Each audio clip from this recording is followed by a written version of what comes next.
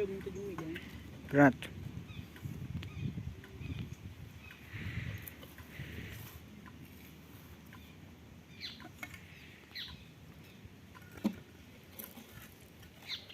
Vai ficar bom?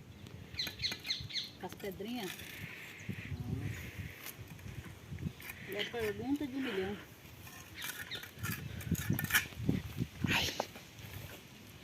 Eu quero 1 milhão!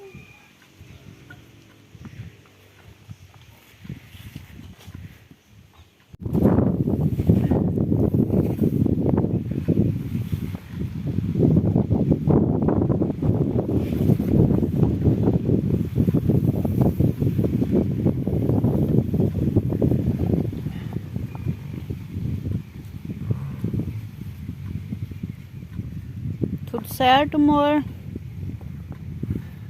Pra sair a lareira. Tá vendo? Tenteando. Tenteando? Tenteando não é economizar? Sei lá. Tenteando é coisa de gaúcho. Mas bah. Mas vai sair. Meu medo dela sair e não querer voltar, né? Ha, ha, ha, ha. Mas vai sair. Tem que sair, né?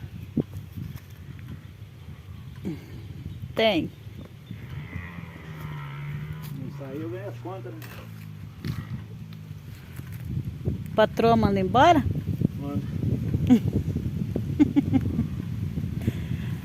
Não? Lógico que não.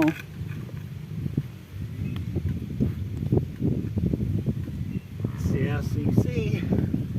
Mas isso não quer dizer que não tem que sair a lareira. Vai dar bom. Vai. Então acompanha aí até o final para vocês verem o resultado.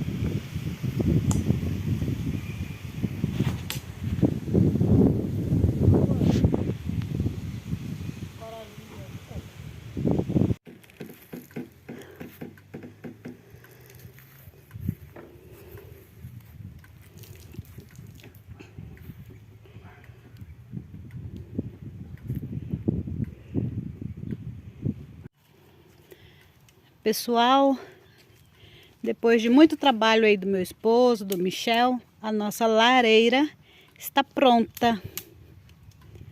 Olha, gente, que bacana que ficou.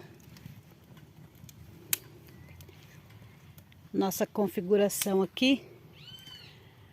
Estamos organizando aqui nosso jardim. Olha só.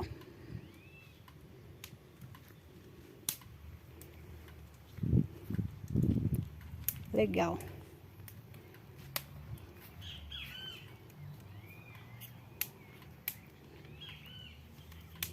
Ele fez um concreto aqui, ó. A calçadinha, né? Olha só.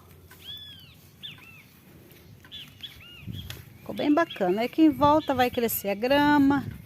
Quando tiver tudo no devido lugar, vai tá top, né, Michel? Gostou?